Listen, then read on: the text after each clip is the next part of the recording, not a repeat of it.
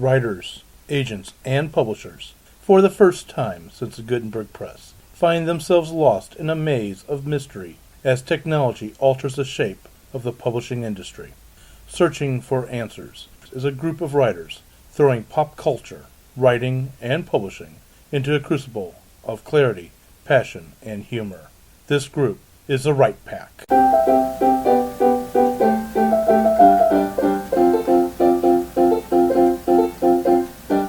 Welcome back to Write Pack Radio. This is your host, David Allen Lucas, author of poetry, science fiction, mystery, horror, and usually combining all of the above. With me today is Kathleen Kayembe. I write under the pen name Kaseka Invita, and I read all the things. Jennifer Stolzer. I am a fantasy writer and illustrator. Matt McGraw. I'm an amateur short story writer, and I'm working on a book called Patrick the Spider with Jennifer. Melanie Claney, and I read quite a few series. And I think we've talked about this online before, but Matt calls himself an amateur writer because he hasn't had anything paid for in his publishing world. When I get paid, I'll go to professional. Okay. Emily Dickinson, then. Yes. Just saying. Just saying. Anyway, today we're not going to talk about what's an amateur writer. We're going to talk about observations of a serial reader. What as a reader, do we see that goes right in various series stories, and what can go wrong? And with that, let us begin with what are some of your favorite series, and what are some of the series that you've loved but you wish could have done something better or should have ended beforehand? And this goes for reading, television, movies, radio plays, you name it. I'll think of something. Sherlock Holmes. Great series. The author got tired of writing Sherlock Holmes, and frankly, I think it shows in his last several stories. I think The Hound of the Baskervilles was probably... Well, it went from being Sherlock Holmes as in the analytical detective to somebody that was a more... Yeah, he solved it just because he was a detective, and the deductions weren't nearly as important anymore. So that was both, I guess. Yeah. And I think Ian Fleming ran... I don't know this for certain. This just comes strictly from reading the original James Bond books. I think he ran into the same thing. In the book From Russia with Love, the book ends with James Bond dying, and he's resurrected in the next book. And there's a change in the series of how the character's treated, and actually it ends up going deeper. I think it worked in the long run. But that's something, if you are writing a series, one thing that Melanie's kind of pointed out inadvertently is you really have to love the characters you're writing about, otherwise they get very old on you. That seems like a lovely problem to have. Your success forcing you to just write the same thing over and over. Well, except for I'm going to disagree. I've been thinking about this, and no, I don't have any series published, so I really can't comment, even though I do write series. But what if that feeds into a psychology of, I don't think I can get anything else published. Let's talk about author Conan Doyle. He wrote other stories. He wrote Lost World, not the one with they both had dinosaurs, but not the one that came off of Jurassic Park. This is one predates that one. And he wanted to write all that. His readers didn't want it. They wanted Sherlock Holmes, and you know where he ended up at. I think a good example of this is one of my favorite series, and one of many person in my generation's and other generations' favorite series would be Harry Potter. Mm-hmm. I loved Harry Potter. I loved how the individual stories within each book fed into an overarching general plot that resolved itself at the end of the 7th book. I really liked how the characters formed relationships, and those relationships grew and changed depending on what happened to them. And while there were stumbles along the way, and J.K., our dear friend Jo, would agree that she had some trouble writing a couple of the books, and she would like to go back and change some things.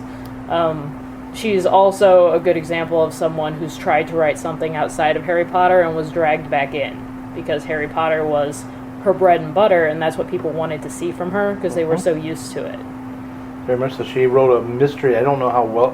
I heard it didn't do so well, but I don't know if that's Okay, true it or didn't not. do well compared to Harry Potter. But for very a little first done. time, for a first time author, was actually doing Okay. reasonably well. And she Yeah. had published under a pen name Yeah. to Try to kind of break away. separate them. And Just frankly- want people to know. Somebody undermined her, yeah. Yeah, it was the editor. I mean, it was they traced her through her editor. As if I'm remembering the story Actually, correctly. the person that took the fall was a lawyer's wife.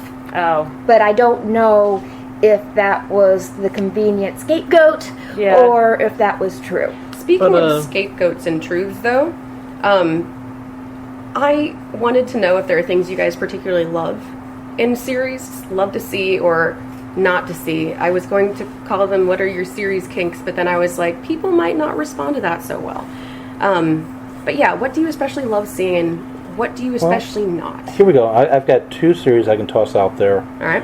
One, and both, I love both series. One's not being written anymore because the author is dead, and the ones that picked up after him didn't do so well. Well, that's right, that's not quite true. It's just the series hasn't continued past there. And that's Earl Stanley Gardner. But despite what I just said, his characters are somewhat static. Okay, name the characters. The characters I'm talking about are Perry Mason, Della Street, and Paul Drake. Now, in all Perry honesty, Mason's a detective, though, isn't he? he's Perry a Mason's a lawyer lawyer. detective. He's a lawyer. Paul Drake is his main PI that he deals with. But yeah, in all honesty, Perry Mason acts more as a he's the detective editor. Right. He starts off, now despite what I just said, the character does change over the books. His first book, I mean, he plays it very hard-boiled detective type story, and even Della Street sits on his lap, which, if you've ever seen the TV shows that came later, you know that's not the case. Though they do fall in love anyway. But really, Perry Mason remains a very static character. Doesn't matter what book you pick up, and generally speaking, he hasn't changed. He's that firm, honest one. Or firm, strong character is always playing his game. Whereas another series I love, which is by David Weber, completely changing genre here. This is space opera, is the Honor Harrington series. In Honor Harrington, a female starship commander ends up becoming admiral. Sorry, spoiler alert. gosh. But she goes through and faces a lot of her own pains, a lot of her own personal issues, as well as being caught up in actually multiple wars, and going through this entire series and evolving as a character. Well, I think that kind of goes to what kind of series you're reading. Like what kind of series the author is aiming to write. Because if you take something like Seinfeld on TV, everything resets at the end of an episode. Everything. Like, next week's episode may have nothing to do with what happened before. Like, whereas someone like in the Anita Blake series by Laurel K. Hamilton, what happens in previous books changes what happens afterward. Things matter. Things stick. Right. Well, like Star Trek was the hybrid of the two for the actual TV part. Which Star Trek? Any of them. Okay. Sometimes it happened between series matters, and sometimes, O'Brien's experienced 30 years as a prisoner, and then the next episode he was fine. So that was in Deep Space Nine. Part of that I wonder about. Yeah. With series, though. Multiple writers. I think pointing out that it's the type of a series that you're reading / writing. A great example is detective things like let's look at Nancy Drew. Nancy Drew has been the exact same character almost, with updates, variations throughout several series and many different media. And writers. Because, like Sherlock Holmes, you're reading it hoping to see another crime that Nancy solves. You're not reading it really hoping to see how Nancy grows as a character, because the interesting part of those books that you're expecting is the solving of the crime. Yeah, it's like Conan the Barbarian. He's not a particularly complex dude. Yeah. He's kind of like Nancy in that he's not No, he's right. I'm with him. Go He's on. not Juxtaposition. he's not too complex, but it doesn't matter because it's not what you're there for. Right. So, Yeah.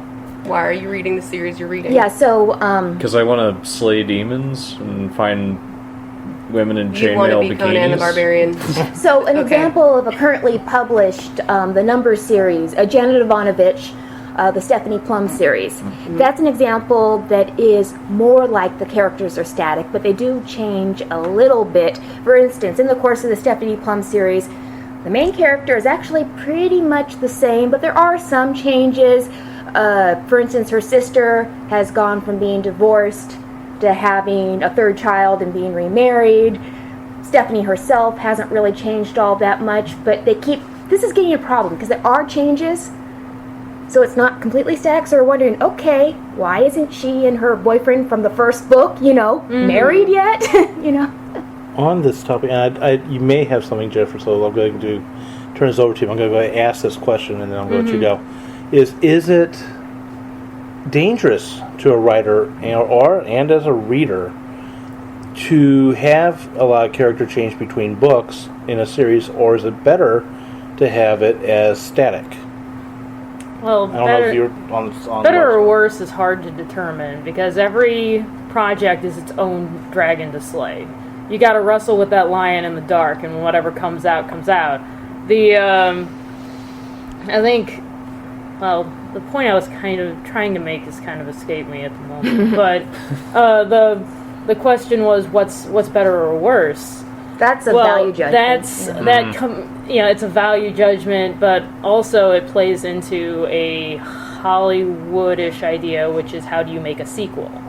Do you have it programmed in the first book in the series to be a serial, or do you have it programmed to be an a unique book that you then make up something else for them to do in the sequel? If that's the case, then maybe having a character that stays the same but then goes on another adventure is better. But we can look at like Back to the Future. They created one movie at the beginning that was supposed to be a standalone film, and it was popular enough that they created two more with the intention of carrying those characters on a story arc over those two movies. I'm glad in the way you said that, because I'm going to ask this. As a writer, I'm afraid of this aspect, and as a reader, I do something. As a writer, I want somebody to be able to technically come through any one of my books in a series, should they ever get published, and be able to pick that up and enjoy that book, and then go out and look for the other ones and not feel lost. Wherever they picked it up, great.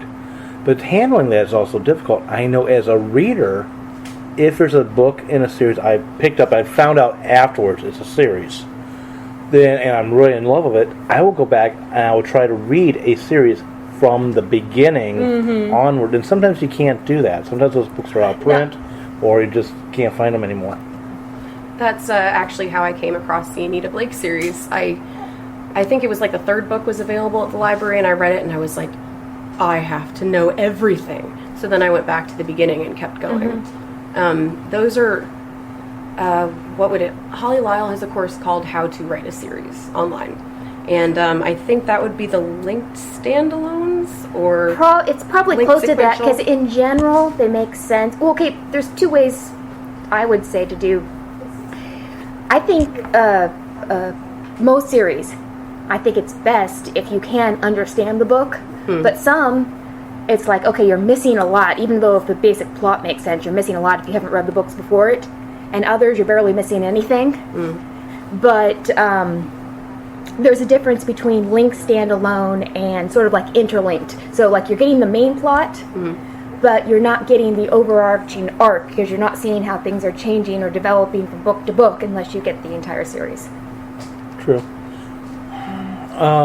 One of the things I think that's important to a series is paying attention to the,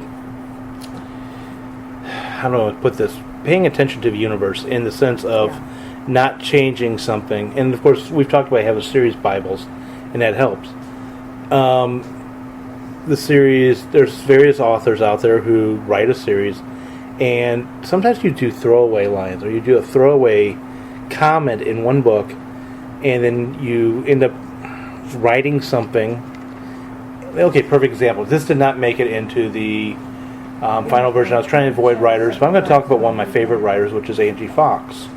Angie Fox, in one of her first books, if not the first book, talks about her character not liking to fly. In a later book, that character was going to go to, I think, Vegas. Don't hold that to me. Woo! But anyway, she was just going to hop on an airplane. And her beta readers, which are very loyal readers to her, go, oh, wait. Back in this book, you said she doesn't like to fly. So Angie had to rewrite that whole aspect. I know of another fantastic author, rest her soul in peace, Anne McCaffrey, would sometimes jump her own Bible as she was writing something. Something would just be out of place. And sometimes I will throw the reader if you've read all the series. One problem for writers, though, that I think readers don't have is that the writers are working on new things all the time, and things, as we read them in their published form, are not necessarily how they started out to the writers. So I think a lot of us readers will catch things and will be like, wait, no, but it was that instead. And it's a lot easier for us because we're not working on a project for like a year or 3. Yeah, it takes 10 years to write a project, and it takes 5 hours for someone to read it. Yeah. That's a little bit of an exaggeration. And then reread it. really. And then reread it. Yeah. Yeah. Sometimes I think it's hard for authors because You got all your- Concentration is always slower, yeah. And you have all those previous drafts still living in your head when you're writing it. Yeah, like which draft, I get the feeling with this for like TV series all the time. It's like, did the writers ever watch the final thing? Yeah. You know? I was just thinking from like a writing perspective, as far as like forgetting your Bible. I'm kind of working on a series of short stories, but the first one I didn't intend to be like part of a series. I just kind of wrote it, and then and I started trying to work it into this other world I've been building up, and I discovered as I was trying to like work it in, that world and having the set rules kind of just limits what you're able to do. That can be And a it good can, thing. It can be a good thing, but it also felt kind of confining in ways, you know, because I couldn't just follow my heart and write things down. And so I could see that being a problem for other authors who are more professional. That, you know, they have their passions still and they have their ideas, but they're stuck kind of in this series world. And it can become more of like a straitjacket than a normal jacket. I think you're right. I think sometimes that is a risk that a series writer runs into, and why I've heard other authors say they don't want to write a series because they are not tied to this exact universe they always have to work in and write in. Well, I was just thinking of David Eddings, who, if you look at his books now, with the reprints, he gave his wife credit for co-writing because she was always his co-writer. But he wrote something like 12 or 15 books that were 2 separate series. But they were all pretty much... He wrote one series that had an intelligent stone in it, a magical stone that actually had sentience. And then he had another series that it also had an intelligent stone in it, but it was a different world with different things. It's almost like he wrote the book, then he felt like he needed to change some things, so he rewrote the series in a different universe. That's kind of an inadvertent application of the idea of the same but different. Yeah. You know, everyone has what they like to write, and you gotta find a way to continue to write something that feels like your voice without copying yourself too much, and also without diverting too far from the original piece. Because if you go too far to the side, Kathleen and I were talking about this earlier, and she cited a great example. If she goes to Starbucks and leaves with a fish fillet, she'll be very confused. I would, yes. I went in for Starbucks. I think that's why David Eddings started the new series, which I can't think of the second series name, which is they're both very good, but one is more young adult, the other is a little bit older. Before I ask the question, which I'm about to, let me say also too, sometimes series are written by multiple authors. As we talk about Nancy Drew, multiple authors using the same pen name. In some cases, you have Star Trek and Star Wars, where you've got different authors, clearly their own names, underneath their own names, but they're playing in someone else's universe. And this happens for David Weber's series as well, Honor Harrington, but I'm going to use Star Trek and Star Wars. If you read the Star Trek novels, there's really not that much connection between them. It doesn't matter which one you read, it's not canon, it's never going to be canon, and there's no to very little quality check against the canon of what's written. Star Wars, pre this new movie that's coming out, was very much canon, very much kept on track and reviewed from what I'm told when I listened to Kevin J. Anderson talk at Archon a few years ago at a science fiction convention in St. Louis, Archon. He talked about how they were very QA'd, make sure it was within the canon, that you weren't jumping the shark, basically. So here's a question I have for you, if it feeds from that. When, to you as a reader, can you tell that a series is starting to jump the tracks, jump the shark, or is this really time to end it? Well, they could jump a shark. In the case of Happy Days, in where the phrase comes from, is the episode when the cast goes to California and Fonzie, wearing a leather jacket and a t-shirt and swim trunks, decides that he needs to jump a shark with a pair of water skis. That's ridiculous. Yes, that's why the origin of that phrase, because everyone watching it said, "I'm done. It's over." Happy Days was never They as good have- after he jumped the shark. They have 100% run out of intelligent ideas. Yeah. I was going to say that for me, when I think series start going weird, is when they have broken the world or the rules they've established in some way that is not... It doesn't make sense with what you've read before, and it does not... okay, sorry. I'm trying to think of ways to put this. There's a series I love where what we knew about the main character to begin with changed. I know what you're talking about. Changed, but organically over the books. And then suddenly I was reading a different genre. And that was odd, because I love both genres that the series is now, I guess, in. But I had signed up for the one. And the other one, You left with a fish fillet. It was fish fillet, yeah. Let's make a fictional example. It's like when you're watching, let's say, Agatha Christie. Let's say you're reading an Agatha Christie novel, and all of a sudden vampires show up. Yeah. Or Miss Marple is suddenly, going to visit, going to see the world. She loves her little town. She's not going anywhere. And then suddenly she wants to go see the world and become a trapeze artist. Yeah, Or she even shrugs better. off the burden of this town that she previously loved. Actually, now. she does kind of go visiting, but it's always does. visiting relatives, so Yeah. that's actually not... But- No. But- It would be like exploring, because that's Or how about Kind really, of, how but about really no. jumping the shark with Miss Marple? Miss Marple goes from this little old lady who murdered falls in her lap. She's an amateur detective, and suddenly we learn in the latest novel that in her backstory she's an MI6 agent who has this huge background of fighting the Nazis at one time, or something. And she has a or pet other. dragon. Right, She yeah. knows how to ninja kick people. Exactly. and she starts ninja kicking people, and you're like, but But- who but- is but- this? yeah. So, and then after, the tone changes entirely, as do what you understand and know about the characters in a way that's not organic to what you've already Now, read. what the example you're thinking of kind of did... At least it made sense the way they did that, but yeah. In television Sort of. series, that's right. In television series, I think you run into this huge problem a lot with changing of authors, talking about from tonal point of view.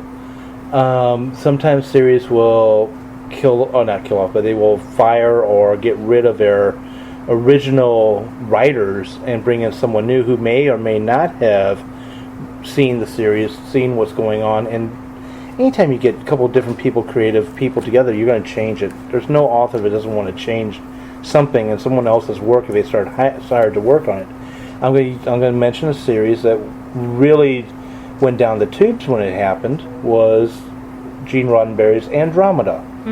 The sci-fi series, first 2 seasons, I maybe haven't seen 3. it. What was the premise? Okay, first 2 or 3 seasons I think were okay, and then it jumped the shark. And what it was Kevin Sorbo played basically, this was a takeoff on another idea that Gene Roddenberry had. Kevin Sorbo played a Captain Kirk to a certain degree.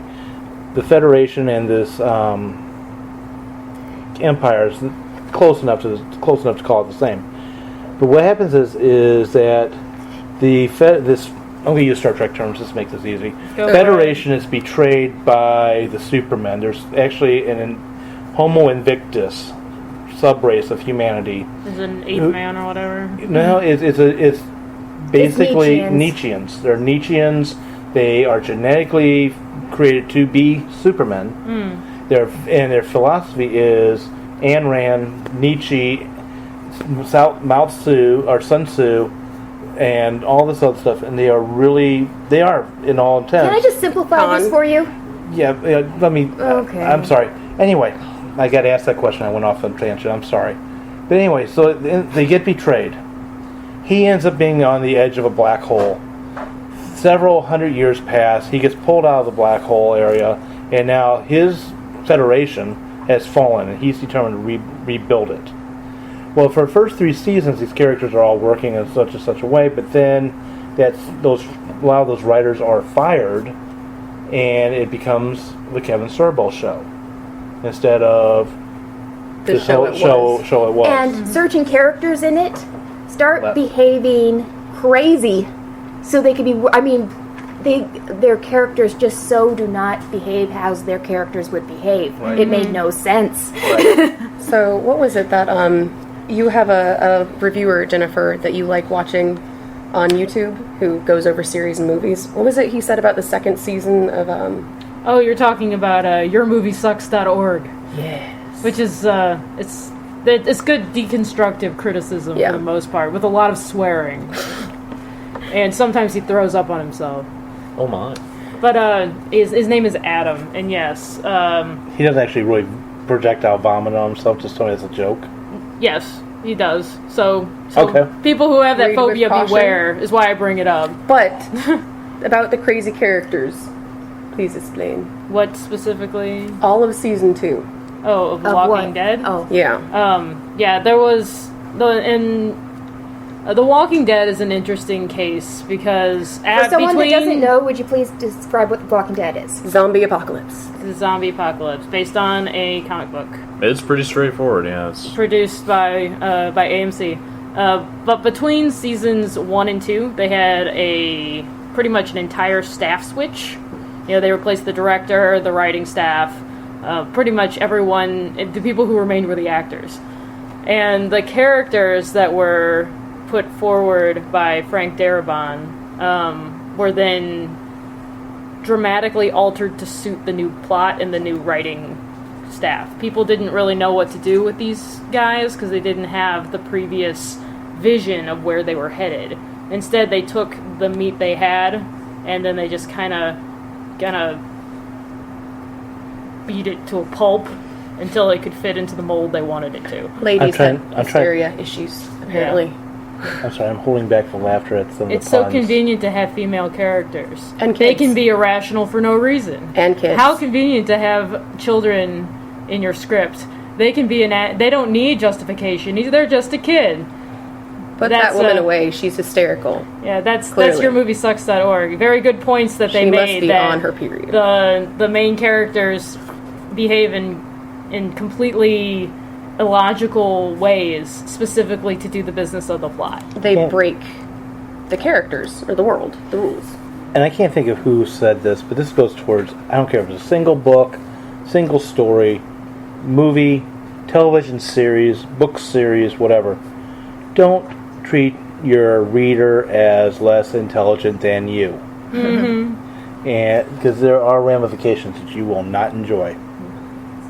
then actually, I was thinking about like when series run dry for you. As I was actually thinking about Harry Potter, and like I feel like the last book is kind of where it ran dry for me, just didn't because see I felt like she was getting to her limit of her ability to like hold her world in her mind and bring things to a conclusion.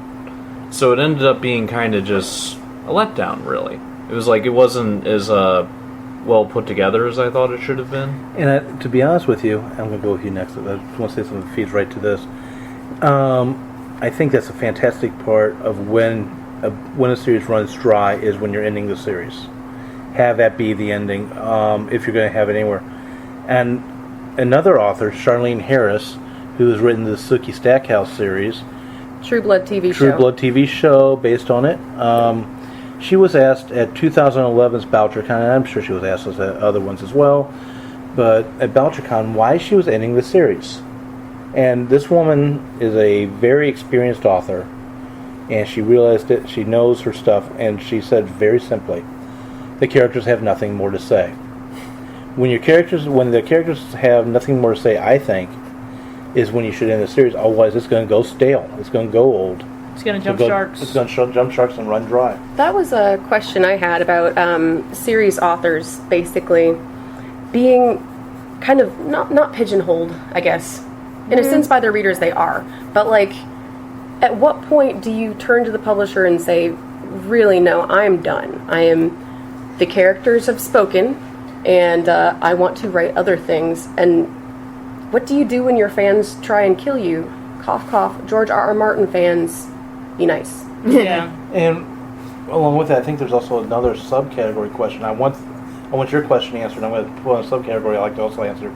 Is there also a time in which, I know a lot of times the serious stuff that you're talking about, the publishers and the editors are wanting you to continue the series because, hey, it's selling.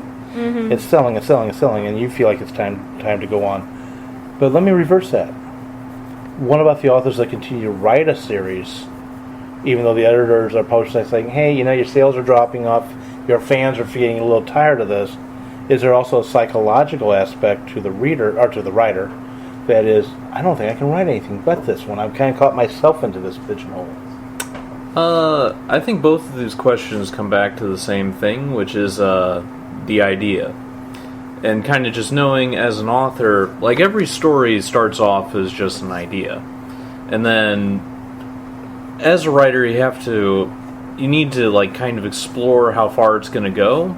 So if you have an idea and you think like, okay, I'll probably need 3 books to cover it, then you need 3 books to cover it. And if it's going to be a standalone thing, you go, well, I need like 10 pages, and I can get the idea out, and then you do 10 pages. The hard thing is just staying steady and strong through all the pressure of other people, whether they be readers or editors or publishers who all want different things from you. You have to be able to keep out their influence and what they want, and just know in your heart what your story needs. Perfect example of that is Avatar: The Last Airbender TV series. I think they went into it saying there are going to be 3 books, 3 seasons, and the series was wildly popular.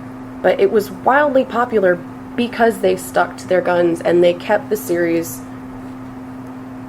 progressing in the way that they had originally planned. And then, to piggyback off that same thing, when they were asked, or some would say maybe forced, to go back and make more because it was such a popular show, they created a new, something else in the same world, a sequential storyline, completely separate from the previous storyline, except for descendants and whatever, in The Legend of Korra. And Korra was supposed to be a very short series. It was supposed to be like the equivalent of like a mini-series. And that was so popular that they then went back to the writing table and kind of forced out a whole bunch of new episodes and turned that into a long series. So like the same thing happened in the same property. We have our plan. We know exactly what's going to happen for all 3 of these seasons. We know that after season 1 ends, we're going to be here. After season 2 ends, we're going to be here. And after season 3 ends, we're going to end it. And then the other one, that was plotting. Then Korra is pantsing, where they started with a concept, they finished their idea, and then they moved on to another one. And then now they're moving on to another one because season 3 is coming out. And I'm not saying that Korra is bad. I'm saying it's got less of a strong skeleton than its predecessor series had. So, I think we should talk a bit about series loves, like the reasons that you like series or why you would pick one up specifically. Because for The Last Airbender, the bending, the Magic? Yeah, the magic with martial arts is amazing. But what I'm there for all the way through all the seasons is the characters and their growth and development. So when you take that away, the series is not as compelling to me. What about you guys for reading? I like growth and development. In fact, in general, I do standalone books. The characters don't change or don't change much, but I like it when the characters change. And for instance, one of my favorite series Lois and Master Bourgeois, her characters age. She doesn't write them in chronological order, so she can go back and fill in holes and backstories. But her characters actually age. Her main character in one of her series is Miles Vorkosigan, and in the first book he's 17. Mm-hmm. Now he's knocking on 40. So he's actually grown up. He's gone from, a newly minted officer to now he has a completely different job and is married and has 4 or 5 kids. No, wait a minute. I've lost track. 4 or 5 kids. Anyway. Many kids. It may change. Yes, but again, it tracks and kids grow older and, Lessons mean something. Yeah. And there are consequences and people die and they stay dead. Uh-huh. That's something I think series on TV that I especially love do really well. They have the consequences. For the record, I love police procedurals mixed with fantasy. So a bunch of those series. Oh, I love Grimm. And Almost Human, which is sci-fi, and they've canceled. Oh my gosh. Yes, I know. Oh, And- that get canceled, huh? Yeah. I can't say I'm I was surprised. so mad. So It's mad. like, it's sci-fi. It was never gonna... Yeah. Well, not if you don't give it a chance. Oh my gosh. Well, that's Anyway. Sorry. Heartbroken. Done. yeah, that's a case of the audience dictating what is put before them. People, human beings as creatures, like to have the same thing over and over again. They enjoy Applebee's, even though Applebee's is not as good as other restaurants they can go to, because they know what they get there. They know what they want to get, so they go get it, and they're happy. And they never leave unhappy, because they got exactly what they expected. And when they had a police procedural, which is very popular on television right now, with tons of different police procedural series, and they threw in this sci-fi aspect, then it wasn't as popular as going back to another CSI, for example, because that wasn't what people wanted to see. They wanted to see the police procedural, so they watched the police procedurals, and they didn't take a chance on the new thing. Cough, cough, Firefly. Well, we all know that Firefly hurts. Did you have to poke that wound? Oh, yes, I did. And I'm sorry, it wasn't Almost Human also on the same network as Firefly? But anyway, I'm not going to poke that wound any Could just further. be poorer business decisions I at think some it was level. a lot of that going on behind the scenes. Yes. Well, it's, it's still... But they put them on to begin with. Yes, exactly. Oh, okay, sorry. So, Yeah, Back to the original. series. yeah, series. One very good television series. I'm sorry. No, Sci-fi. go on. Sci-fi, since we were on a sci-fi series. One very well-written series, and I'm going to bring this up this way as something why I like series. Good ones. Babylon 5. Mm-hmm. Yeah, some of the shows were low campy. But for the most part, it ran for 5 seasons. It was going to end in 4 seasons. The station was canceling it, and then another station picked it up for the 5th season. There were things in the 4th and 5th season that tied back to the pilot or to the 1st season. And there were things that were foreshadowed that if you go back and watch the series from beginning to the end, that were foreshadowed that you don't see again until 4th or 5th season. Yeah, I believe It there was that an tightly written. episode in season 1, and I think there was another episode in season. It was I think it was season 4. If you watch them back to back, because the episode involved time travel, and people from season 4 traveled back to season 1, and you saw it from the perspective of season 1, then you saw it from the perspective of season 4, and if you watch them back to back, they make very few mistakes. The War of It Never Ends. That's Yeah. I think that's the name of it. Or War Without End. Care was put into not breaking the world. Very much so. The executive producer wrote half of it. Yeah, Yeah. well over half the stories. Yeah. I do want to get into, like, series kinks, though. Yeah. Series kinks. Okay, go for it. Yeah, You keep 'cause- trying. You keep trying I so know, hard. right? Here's one. Certain characters are immortal. They can't die. No matter how dangerous they are, you know that this You love character... No, I don't love it necessarily. It depends on how it's used. That's one of the things I liked about Babylon 5. Anyone could die at any time. Middle of the season, you can kill off a title character. Sure, that can happen in Babylon 5. It doesn't happen often, but it can happen. So there's actually some real suspense. Star Trek, I know Riker is never going to die. You know. Another series His that did beard that. protects him. It is the power of Beard Shield. No, in all truth, another series that eventually jumped the shark, but it was like that was what we call in America MI5. What was called in Britain was Spooks, and it ran for 10 seasons. the very first show, everybody's like, okay, yeah, this is gonna be like I expect every other spy series. Second show, won't tell you this why this happens, but two characters who are undercover, male, female, they're breaking a white supremacy group. They get caught. The bad guy grabs the female character, interrogating the male, and puts her face into a fry fryer. Yeah. Yeah, and the entire audience is going, oh my god! And that set the rules for the entire series of anybody can die at any time. You can be in love with this character, and it happened in the series throughout. You can be in love with this character, but the sense now of the danger to the characters became real. You didn't really know if that is one advantage I like about series in books, in general. In series, sometimes who comes back and who doesn't is determined by what the actors want to do. In books, if an author wants a character to stay there, they just keep writing them. Or, wants a character to die, they just kill them. Right. Well, sometimes there's too much, whatever. But the point is, characters are in more real jeopardy in books in general than in TV series. They're more allowed to go along the plot lines that the author wants in an organic way. Right, but if you're reading a series that's first person, your point of view character is pretty much immortal. You know that no matter how much danger your point of view character is in, your point of view character is almost never going to die. Which is why I stopped writing first person. Yeah. Now, I even had a book where the first person character did die, and they had a guest first person that jumped over to her husband until she was brought back to life. It was the type of book that made sense, but they were kind of making a joke on that. Yeah, that's a bit awkward. Yeah. I think it's it's also, I think there should be note for consequences that aren't death, which I like. Yeah. Which is things like maiming, crippling, psychological torture. That especially. These things are actually, I think, worse than death in some ways. Because you gotta live with them? Yeah, and then you have to see the character continue to suffer for however much longer. The new Battlestar Galactica actually did that. Someone was hurt, and then a few episodes later, they still had a limp. Like, that's great! They actually kept track of that stuff. Yeah, good thinking. And they showed, I know which character you're talking about, that was Starbuck. Yeah. And they even showed her rehabilitating the leg and all that. That's in a good series, I think. And we can't talk about Battlestar, be it with a television series, be it with a book series or a movie series. Nothing that happens in the series should not go without consequences. And those consequences should be seen.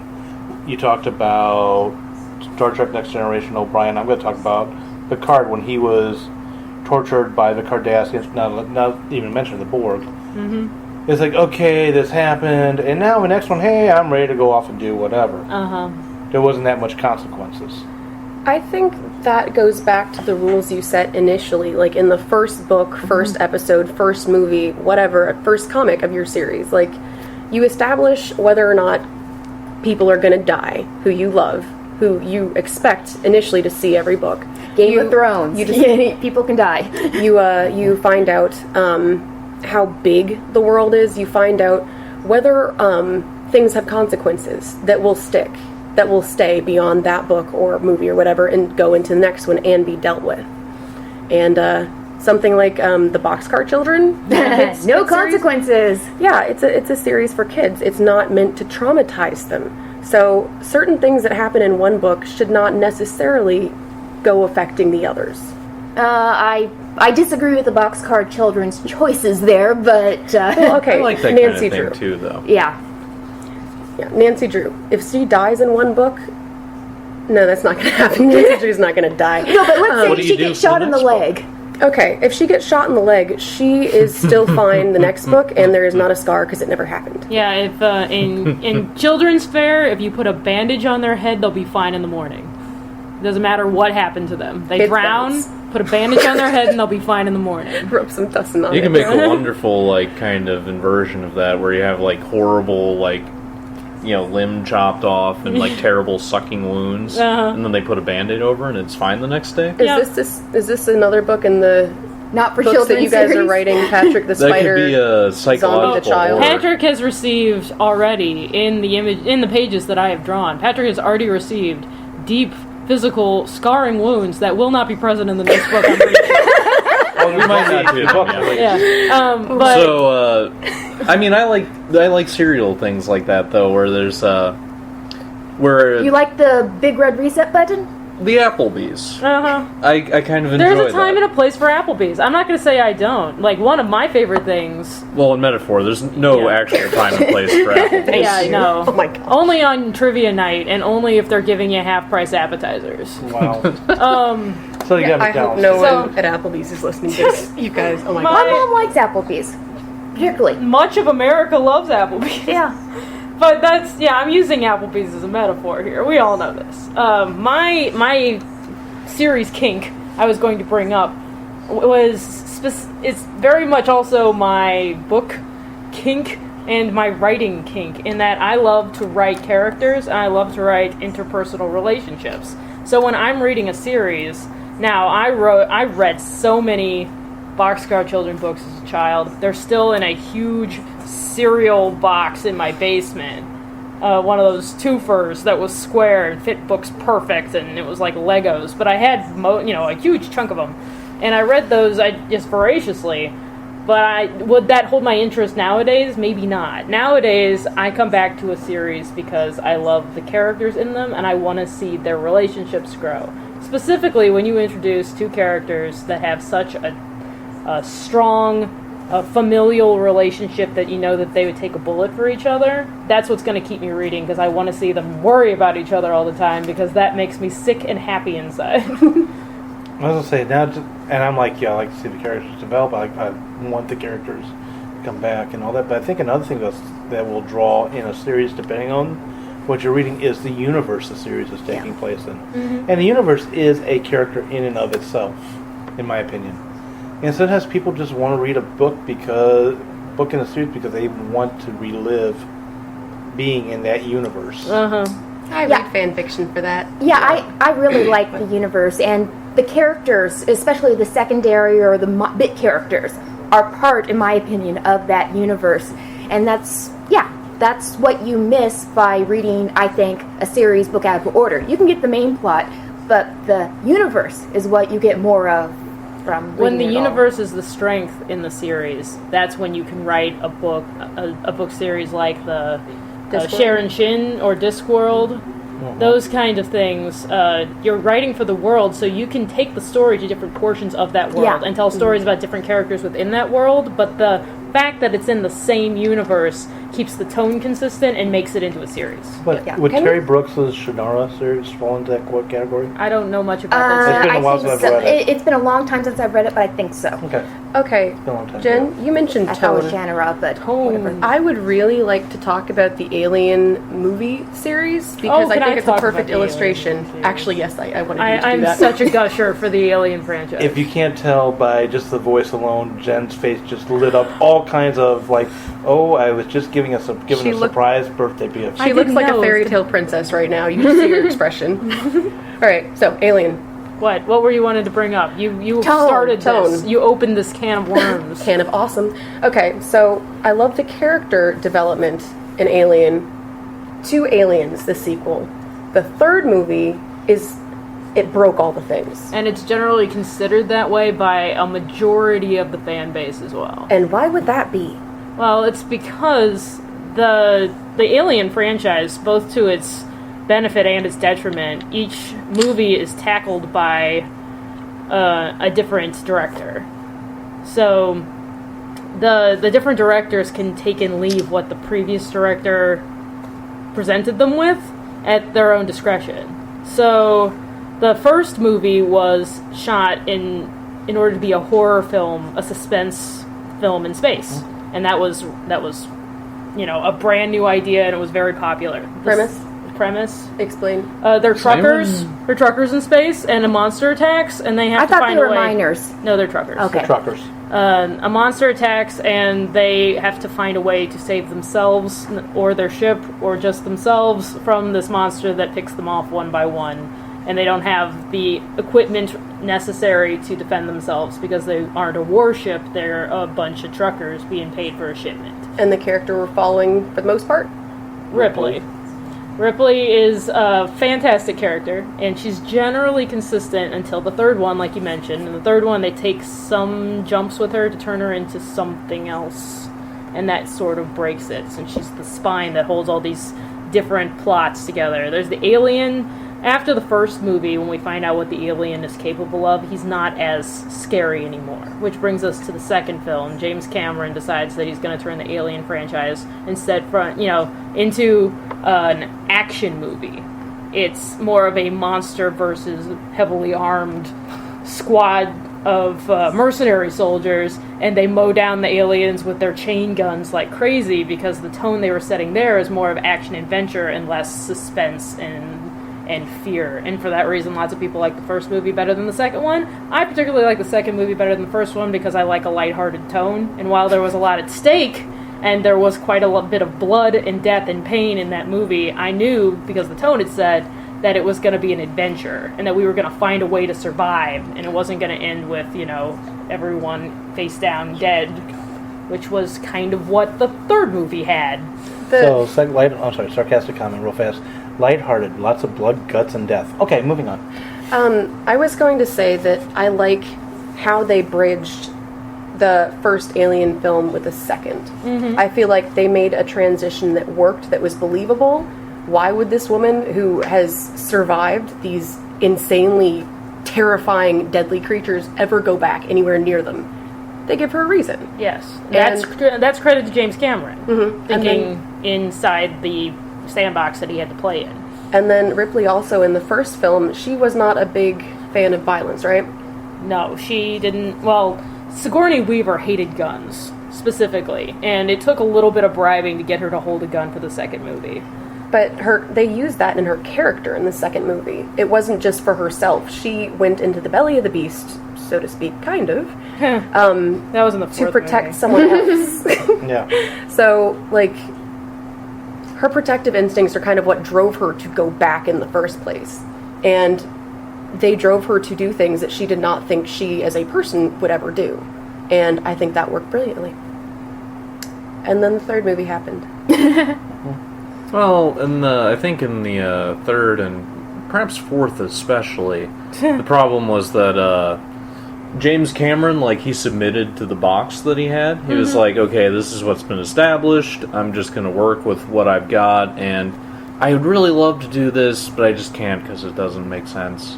I think maybe the third and fourth directors didn't have that instinct. David Fincher wanted to make something closer to Ridley Scott's original first movie. He wanted to create something that made the alien scary again. But in order to do that, he had to take all of the comforting elements that James Cameron set up. James Cameron's movie was very family themed, and the third one, well, it was. In the end, we had our nuclear family here.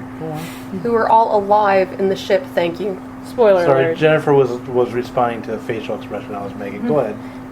In the third movie, David Fincher wanted to create something that was scary. He wanted one alien prowling in this place, and he created a large cast of other characters to be picked up one by one.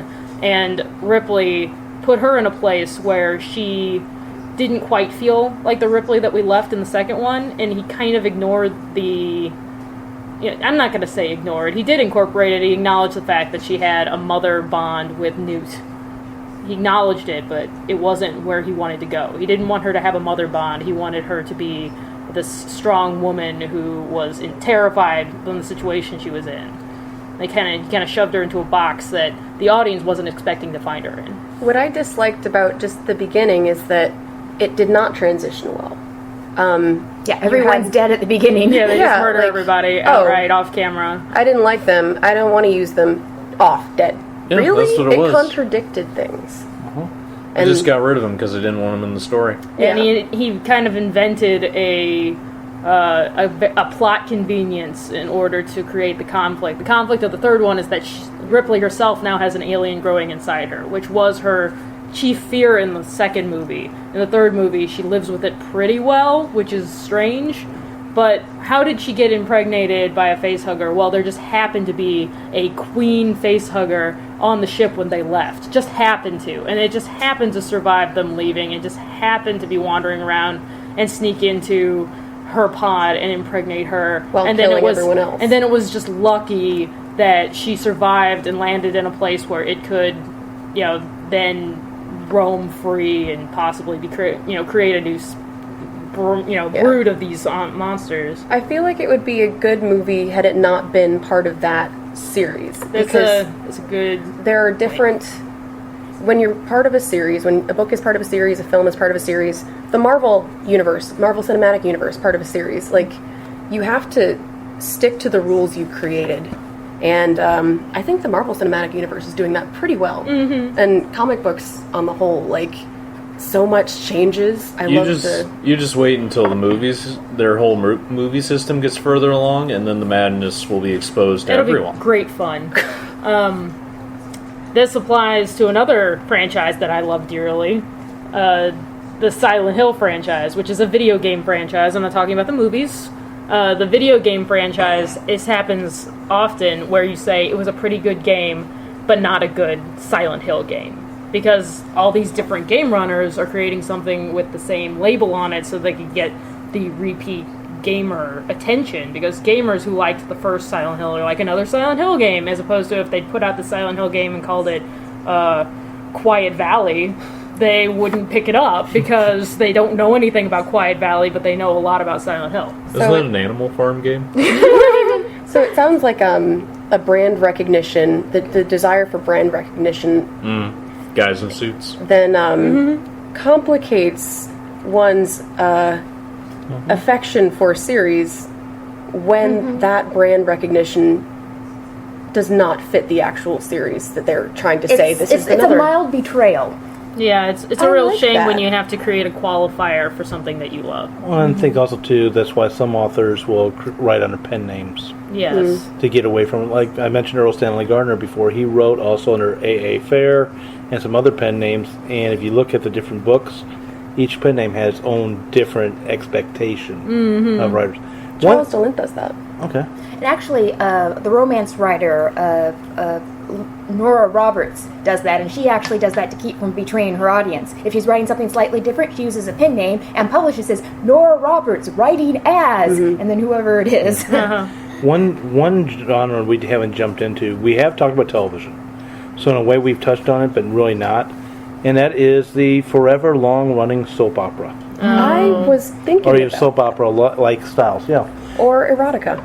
That comes back to Guys in Suits, I think, where they like, it's like Happy Days. You have like you have something that works, and like there's an executive somewhere who's like, it prints money, let's just keep doing it. Exactly.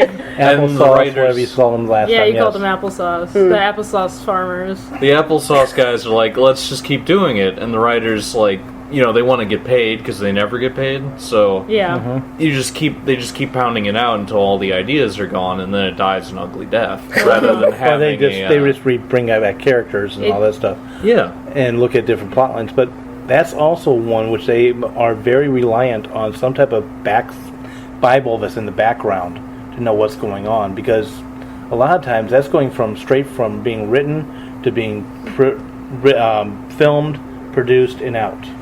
I wanted to point out there's a difference between the soap opera setup where like things happen that should never happen and could not happen And you in wonder, any like, working okay, universe. you're wondering, okay, is it hope? Is it not hope? There's this thing called genetic testing. Hope's genetic son is there. Why don't you see if that's his mother? Because we're in a soap. Yes, No, exactly. It doesn't need But, you like, to do that. I feel like there's a difference between that and a type of series that I see a lot in gay erotica, where the series goes on and on. It starts with one premise, and then by like book 25, everyone is gay and has the same character. Like their characters all become they become the same person because this book is not about them. So they're dealt with. They're happy and in love. They're relegated to like in shifter books, the mates or like the group, the wolves, whatever. So it's a zombie story. Oh my goodness, I wish if they were zombies, at least there would be some chomping and consequences. There's not. There's not. It hurts me. Precious. It does.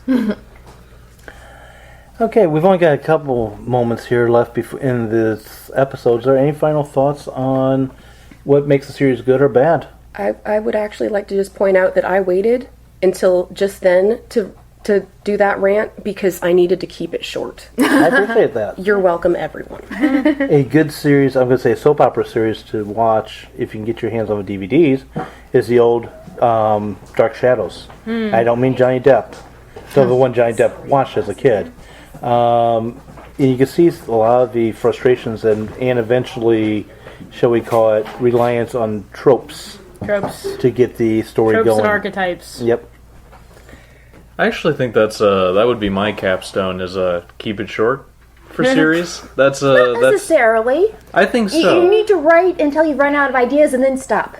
You should write until just before you run out of ideas. Don't overestimate your own strength. So write the story and the world and characters that you set out to write, and then when they are done, stop and don't listen to other people who want you to continue if it's bad for them. Go ahead. Yes? My closing is, when you're approaching a series, do so with integrity. Yeah. When it turns from telling a story into running a business, then it's time to reevaluate. And you have every right as a creator, if you want to continue eating food, to milk that cash cow as long as you can, but just keep in mind that you're doing it at the detriment of your craft. One thing that I had mentioned before, I'm going to quote her again, Charlene Harris, author of The Sookie Stackhouse, which became True Blood's television series, said that she stopped writing that series because the characters had nothing more to say. If your characters don't have anything more to say, better move on. Your readers definitely will. Yes.